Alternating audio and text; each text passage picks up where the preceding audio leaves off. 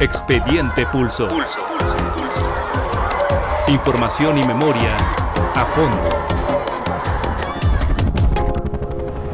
El lado oscuro de la política.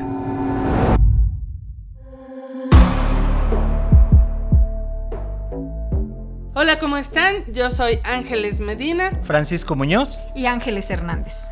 Hoy, en Expediente Pulso, vamos a hablar de un caso emblemático para la libertad de expresión, Mario Marín y la persecución política a la periodista Lidia Cacho. Comenzamos.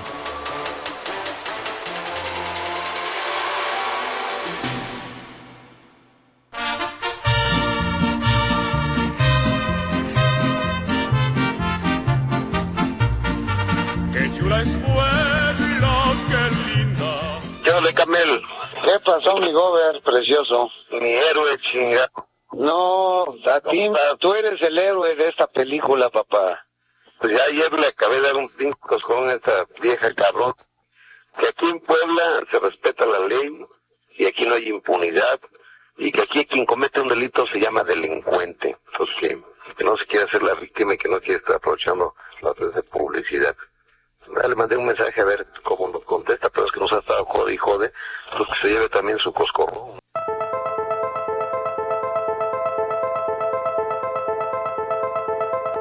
El gobierno de Mario Plutarco Marín quedó marcado por uno de los episodios más controvertidos en la historia reciente de la libertad de expresión en México.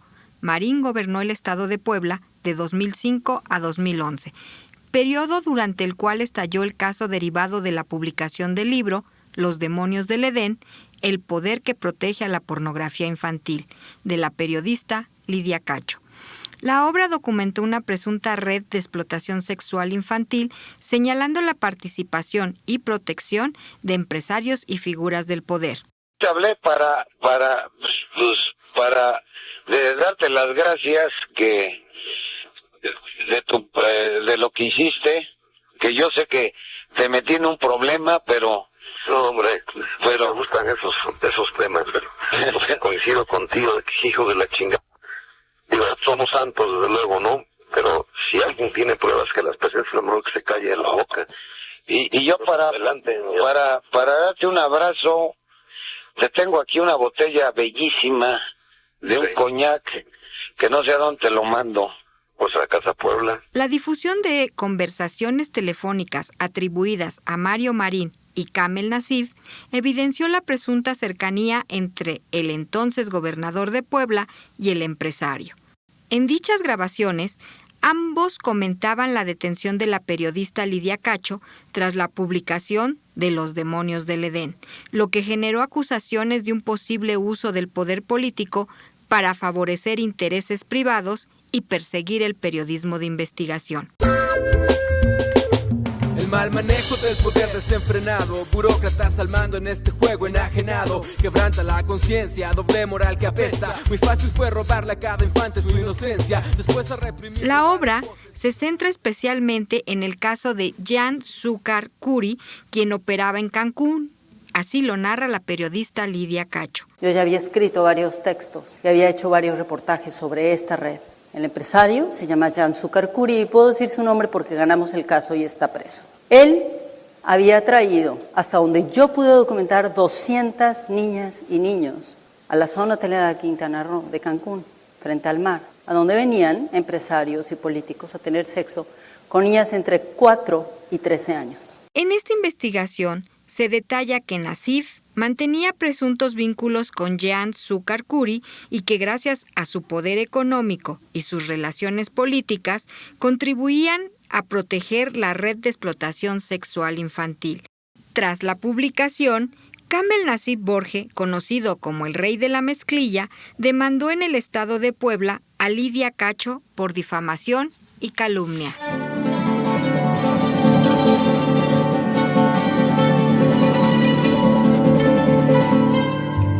En diciembre de 2005, los hilos del poder se mueven y Lidia Cacho fue detenida en Cancún por agentes poblanos, trasladada durante más de 20 horas por carretera hasta Puebla. Su delito, la publicación de su investigación, que involucraba a 19 poderosos políticos como Miguel Ángel Yunes, Emilio Gamboa Patrón, además de empresarios nacionales y extranjeros. La mañana del 16 de diciembre de 2005, llegaba a mis oficinas después de tomar un café con una amiga periodista cuando un grupo de hombres armados, no identificados, me llevaron a Puebla. Me torturaron durante 24 horas diciendo que estaba detenida por haber cometido el delito de difamación a una red de tratantes de niñas y niños. Me castigaba el Estado mexicano con sus cómplices empresarios millonarios, gobernadores, senadores, el secretario de Seguridad Pública Federal, por haber publicado el libro Los demonios del Edén. Y los ángeles del cielo que algún día la fundaron, el 5 de mayo prontos al desfile regresaron, se encontraron con que esto era un basurero. Al llegar a Puebla, Lidia Cacho fue encarcelada durante varias horas y obtuvo su libertad tras pagar una fianza superior a 100,000 pesos.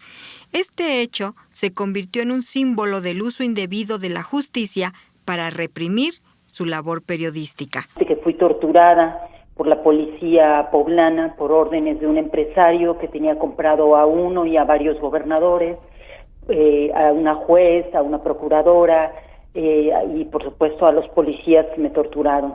Meses después, la filtración de llamadas telefónicas apuntó a que la detención fue una represalia planeada.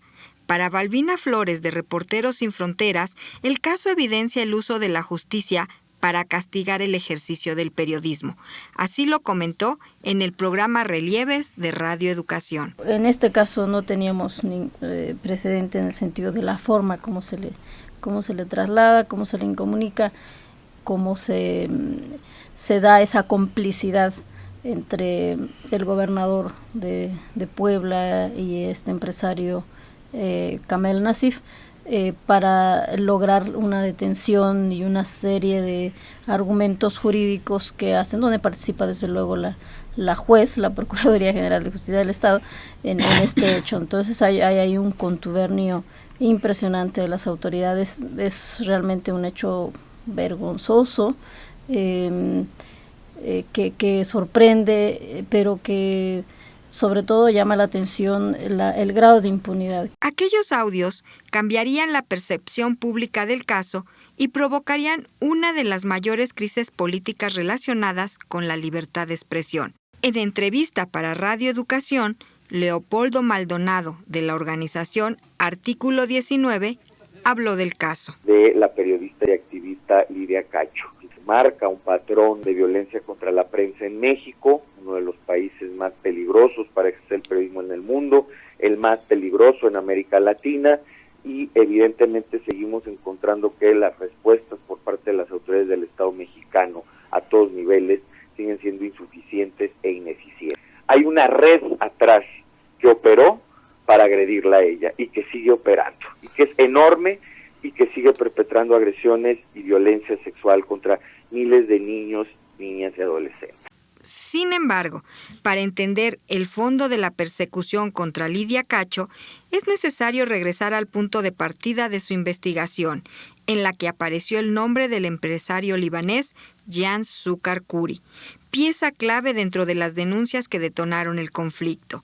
Así narra Cacho los delitos del Epstein mexicano, como lo calificaba la periodista. Jan Succar-Kuri es un hombre que a lo largo de muchos años en Cancún, Quintana Roo, tuvo un hotel, unas villas Solimar, donde llevó a cabo actos de criminales de pornografía infantil, explotación sexual comercial de niñas y niños y adolescentes.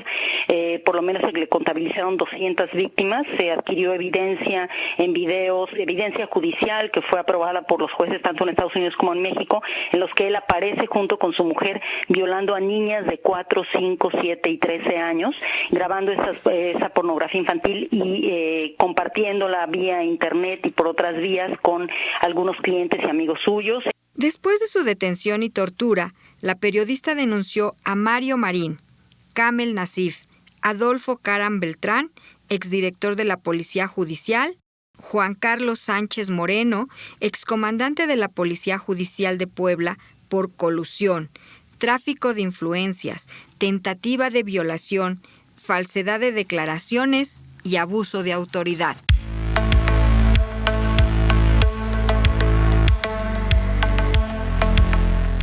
Ante la violación de sus derechos humanos, Lidia Cacho recurrió a la Suprema Corte de Justicia de la Nación.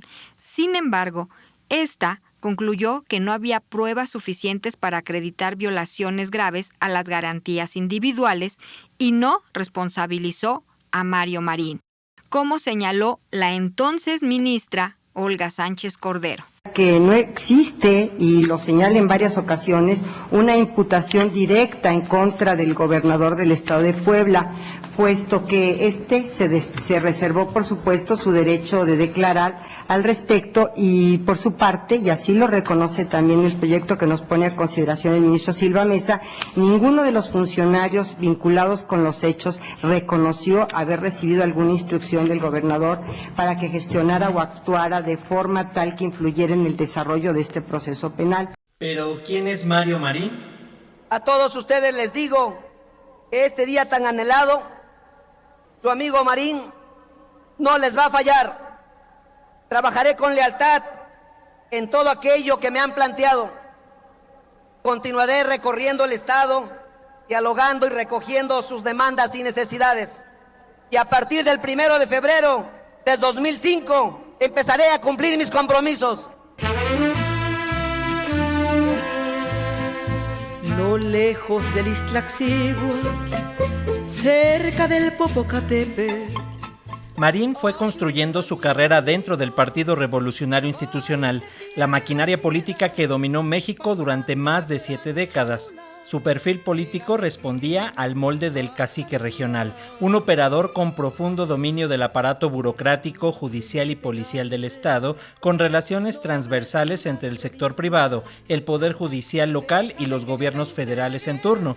Así lo explica el doctor Javier Rosiles, analista político y profesor investigador en la Universidad de la Ciénega del estado de Michoacán. Lo que hay que decir es que Mario Marín llega a ser gobernador en el 2005, entre 2005 y 2011, es decir, en esta etapa en la que el priismo no está en la presidencia, obviamente, y entonces lo que tenemos es distribuidos pues varios virreyes priistas, ¿no? Ante un partido que otrora hegemónico, ¿no? Que tenía un presidente que era el que comandaba, el que tomaba las decisiones, hay esta falta de esta figura, ¿no? En el priismo, y entonces lo que tenemos ahí son figuras priistas muy regionalizadas, digamos, ¿no? Entonces Mario Marín representa muy bien esta figura de virreyes priistas que ante la ausencia de un presidente pues empezaron a tomar cierta fuerza, pero solamente de manera local, ¿no?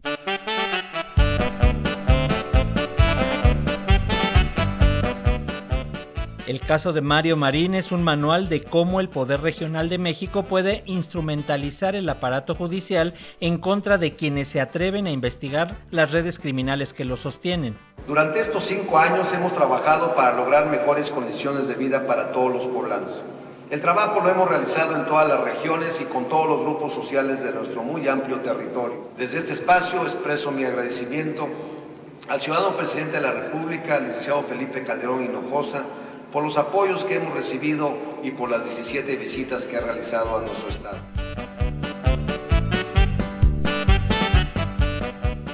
La peculiaridad del caso no reside únicamente en los hechos, graves en sí mismos, sino en la velocidad con la que el sistema intentó normalizarlos. El gobierno federal cayó. Los medios comerciales de Puebla minimizaron la historia y el gobernador continuó en el poder durante 6 años completos. Habla el doctor José Antonio Carrera Barroso, politólogo y sociólogo de la UAM Iztapalapa. Mario Marín fue ese político priista clásico del viejo régimen subnacional. Fue territorial, corporativo, disciplinado al partido, pero también que en una lógica de control territorial se volvió omnipresente y omnicomprensivo, omnicompetente en Puebla, y eso provocó que el propio Felipe Calderón, claro que sabiendo de todas las cuestiones que pasaban en Puebla, no hizo absolutamente nada. Y justo como dices, la llegada de Peña Nieto solamente suavizó algo que el gobierno federal ya sabía.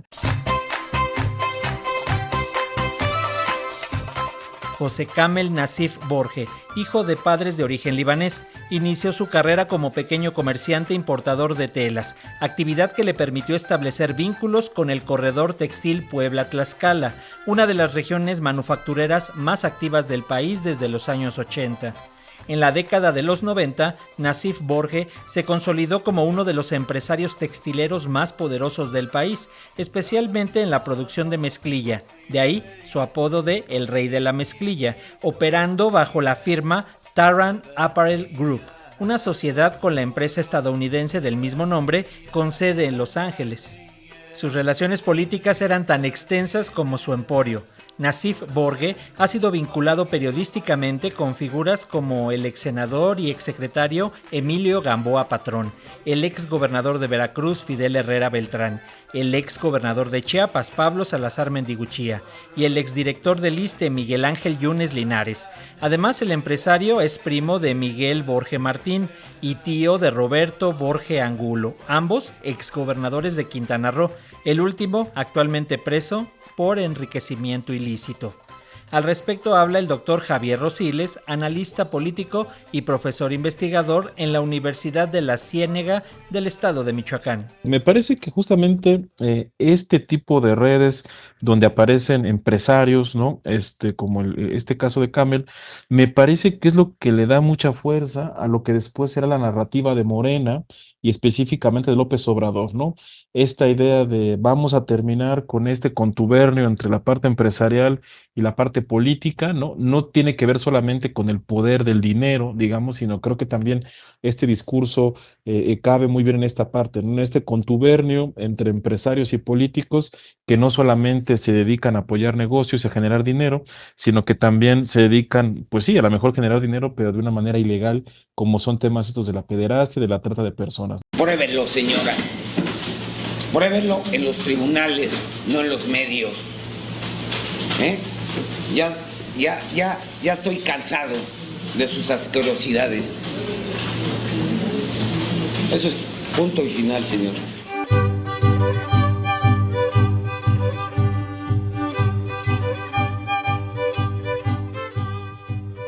El 16 de abril de 2019, un tribunal en Cancún giró una orden de aprehensión contra Nassif Borge por el delito de tortura en agravio de Lidia Cacho.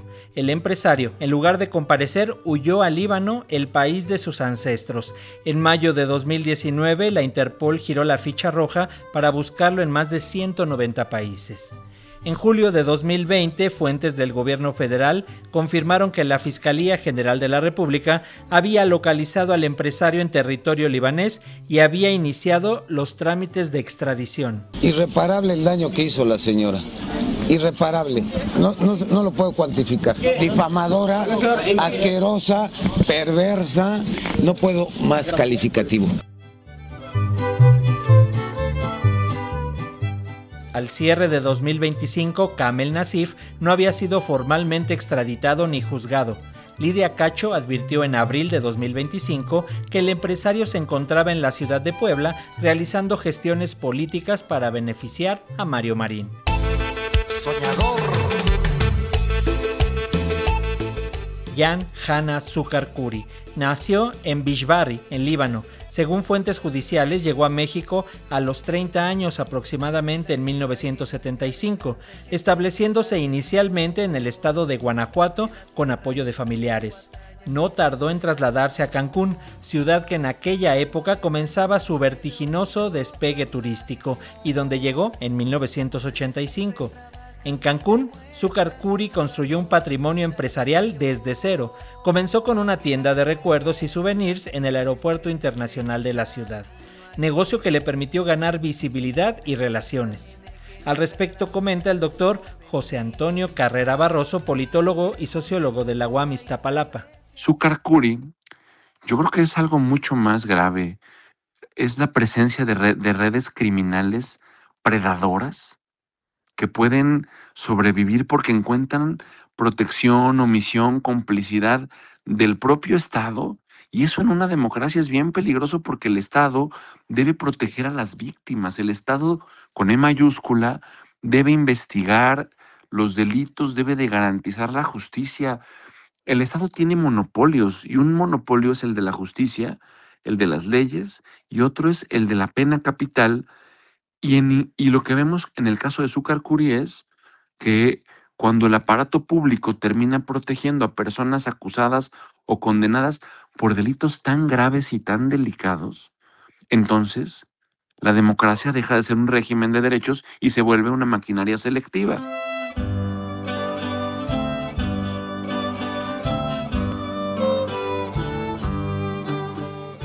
El caso de Jan Sucar-Kuri salió a la luz pública en 2003, cuando un grupo de niñas, niños y adolescentes denunciaron al empresario ante las autoridades por los delitos de violación equiparada, corrupción de menores y pornografía infantil.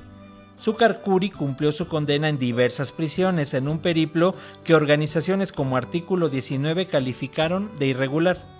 El 14 de junio de 2024 a las 12:50 horas, Jan Sucar-Kuri falleció por insuficiencia cardíaca en la clínica privada Playa Mid de Cancún, Quintana Roo, a los 79 años de edad. Había sido internado por complicaciones cardíacas y tenía programada para el 8 de julio una audiencia en la que solicitaría prisión domiciliaria.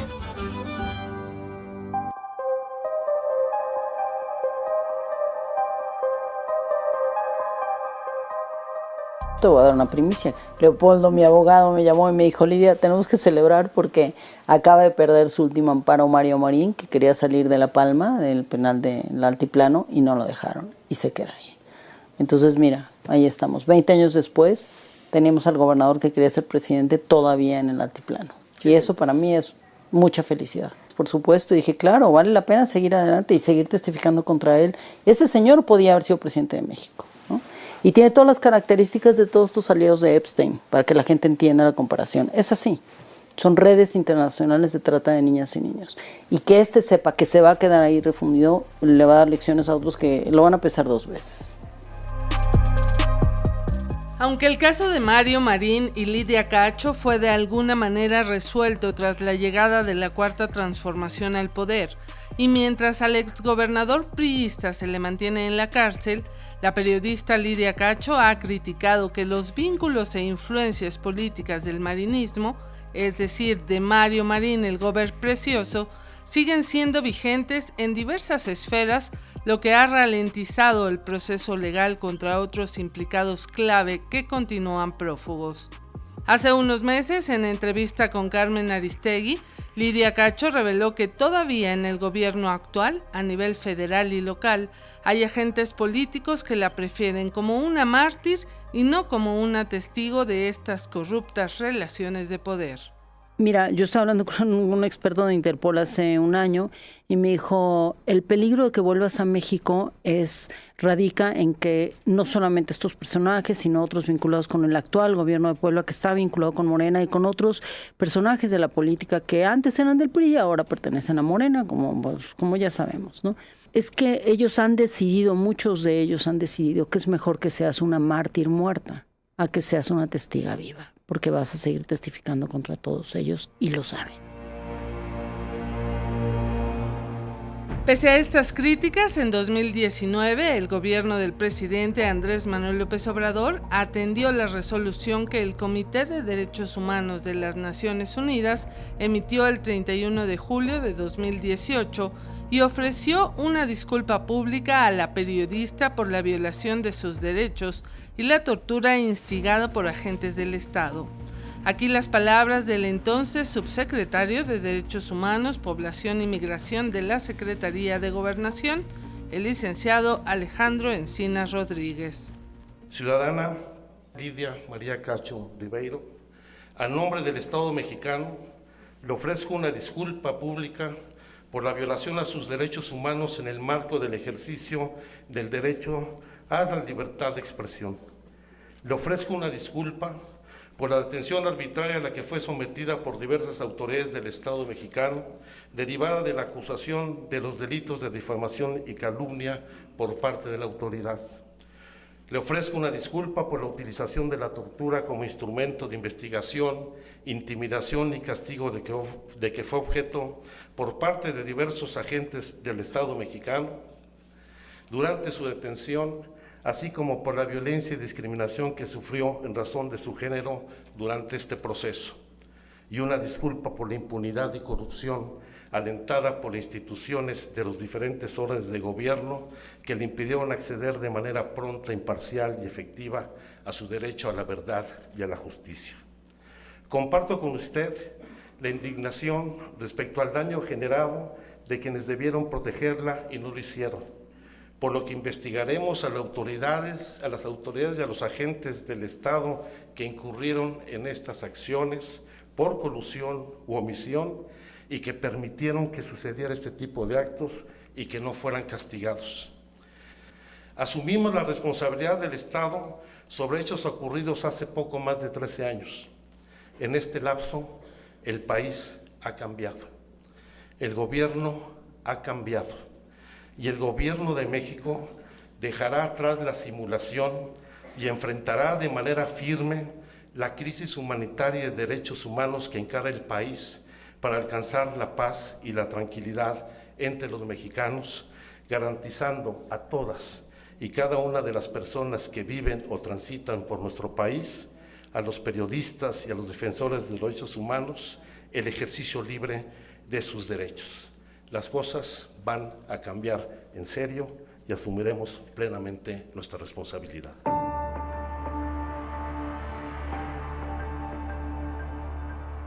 Y es que no cabe duda que los actores políticos han cambiado y que Morena sigue gobernando tanto a nivel federal como en el estado de Puebla. Pero la realidad es que el largo historial de redes de impunidad heredadas del sistema anterior ha marcado la batalla legal de Lidia Cacho por obtener justicia plena. Esto se puede destacar porque en 2021, 2 días después de que el exgobernador de Puebla, Mario Marín, fue detenido, el gobernador de ese momento, Miguel Barbosa Huerta, prometió abrir una investigación contra exfuncionarios de ese periodo por cometer desvío de recursos públicos. Dijo que su gobierno investigaría todo lo que había tenido que ver con corrupción y con desvíos de recursos financieros, pero de eso poco fue lo que se supo. Lo que tiene que investigarse y saberse de esa época del gobierno de Marín es no solo la violación a derechos humanos, tortura en contra de Lidia Cacho, no, muchas otras cosas. Para hoy muchos delitos están prescritos, muchos.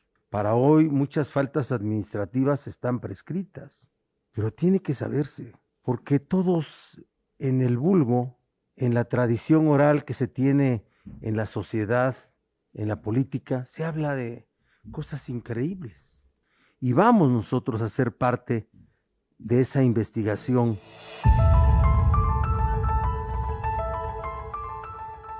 Miguel Barbosa Huerta también reveló testimonios cercanos al Gober Precioso que confirmaban que Mario Marín gustaba de que proxenetas de la iniciativa privada y hombres de poder le presentaran menores de edad.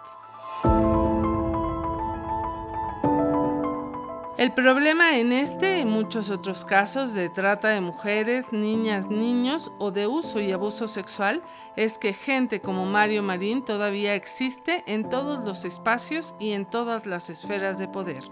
Escuchemos a la doctora Daniela Castillo, profesora e investigadora de la UAM Xochimilco en el Departamento de Relaciones Sociales, quien nos explica cómo, en este caso, se puede observar el uso faccioso del Estado. Bueno, Marín ahorita oficialmente está en la cárcel y lo que hemos estado viendo es que ha estado perdiendo ciertos amparos, pero lo que seguimos viendo es que existe una red mucho más grande que no implica solamente a Marín, sino, digamos, aliados que sostienen, digamos, este caso, donde se puede observar el uso faccioso del Estado. Entonces, a mí me parece que justo la perversión no nada más está solamente en violar la ley, sino en usarla como instrumento de impunidad y, en el caso de Lidia Cacho, pues de persecución. Cabe decir que en México pocas personas se atreven a denunciar a un pederasta, pues muchas veces se trata de gente que vive protegida por políticos, por empresarios o por personas poderosas que tienen valores éticos y morales muy laxos. Esto sin dejar de lado que después del tráfico de armas y el narcotráfico, la pornografía y el tráfico de niños y niñas para uso y abuso sexual es el tercer negocio más lucrativo en el mundo. Participamos en Expediente Pulso Francisco Muñoz, Ángeles Medina, Ángeles Hernández, Janixel López, Francisco Aguilar, Salvador Valero, y Cuthberto Garcés. Expediente Pulso. Información y memoria a fondo. El lado oscuro de la política.